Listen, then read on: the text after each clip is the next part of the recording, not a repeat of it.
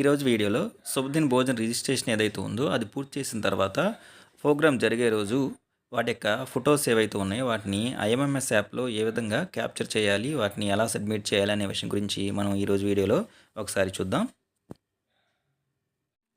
ముందుగా IMMS app ఏదైతే ఉందో యాప్ ఓపెన్ చేయాలి. మన స్కూల్ యొక్క యూజర్ నేమ్, పాస్వర్డ్ ఎంటర్ చేసి కింద ఉన్నటువంటి లాగిన్ అనే ఆప్షన్ ఏదైతే ఉందో ఆ లాగిన్ అనే ఆప్షన్ మీద ప్రెస్ చేయాలి. లాగిన్ అనే ఆప్షన్ మీద ప్రెస్ చేయగానే మన హోమ్ స్క్రీన్ ఎలా కనబడుతుంది. దీనిలో ఫస్ట్ ఉన్నటువంటి option PM Poshan mid day meals అని చెప్పేసి ఆప్షన్ ఉంది. దాని మీద ప్రెస్ చేయాలి.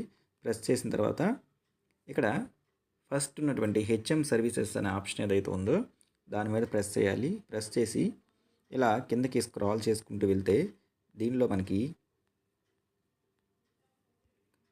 శుభదిన్ భోజన్ డీటెయిల్స్ అని చెప్పేసి ఆప్షన్ ఉందన్నమాట. ఈ యొక్క శుభదిన్ భోజన్ డీటెయిల్స్ అనేది ఏదైతే ఉందో ఆ ఆప్షన్ మీద మనం క్లిక్ చేయాలి. అయితే కొంతమందికి దీని మీద ప్రెస్ చేయగానే నో డేటా ఫౌండ్ అని చెప్పేసి కనపడింది. అంటే దాని అర్థం ఏంటంటే ఈ యొక్క శుభదిన్ భోజన్ డీటెయిల్స్కి సంబంధించినటువంటి రిజిస్ట్రేషన్ ఏదైతే ఉందో దాన్ని పిఎం పోషన్ సైట్లో pmpotion.ap.government.in ఆ సైట్లో రిజిస్ట్రేషన్ చేసిన తర్వాత మాత్రమే మనం ఈ డీటెయిల్స్ని ఎంఎంఎస్ యాప్లో ఆ రోజు మనం ఈ సర్వీస్ ప్రొవైడ్ చేసేటప్పుడు క్యాప్చర్ చేయడానికి అవకాశం ఉంటుందన్నమాట.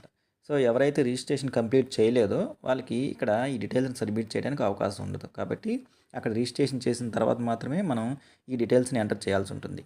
దీని మీద ఇక్కడ ఉన్నటువంటి శుభదిన్ భోజన్ డీటెయిల్స్ అనే ఆప్షన్ ఏదైతే ఉందో దాని మీద మనం ప్రెస్ చేయాలి.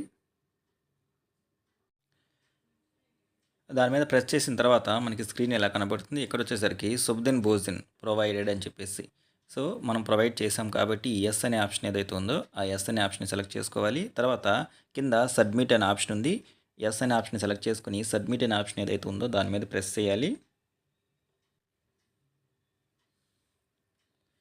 ఎస్ అనే ఆప్షన్ సెలెక్ట్ చేసుకుని సబ్మిట్ అనే ఆప్షన్ సెలెక్ట్ చేసిన తర్వాత ఏ రోజైతే మనం శుభదిన్ భోజన్ ప్రొవైడ్ చేసామో కన్సర్న్ డేట్ని మనం సెలెక్ట్ చేసుకుంటాము.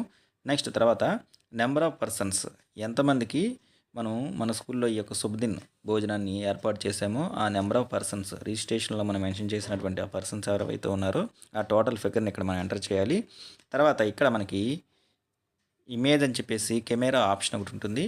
ఆ కెమెరా ఆప్షన్ ఏదైతే ఉందో దాని మీద ప్రెస్ చేస్తే మనకి ఫొటోస్ క్యాప్చర్ చేయడానికి ఆప్షన్ అనేది ఓపెన్ అవుతుంది. ఓపెన్ చేసి ఆ ఫొటోస్ ఏవైతే ఉన్నాయో వాటిని మనం క్యాప్చర్ చేసి కింద ఉన్నటువంటి సబ్మిట్ అనే ఆప్షన్ ఏదైతే ఉందో ఆ సబ్మిట్ అనే ఆప్షన్ మీద ప్రెస్ చేస్తే సక్సెస్ఫుల్లీ సబ్మిటెడ్ అని చెప్పేసి వస్తుంది. ఇలా సబ్మిట్ చేసిన తర్వాత మనకి సబ్మిటెడ్ డీటెయిల్స్ కూడా వస్తాయి. అవి కూడా ఒకసారి చూద్దాం. తర్వాత మనం మళ్ళీ ఒకసారి వెళ్ళి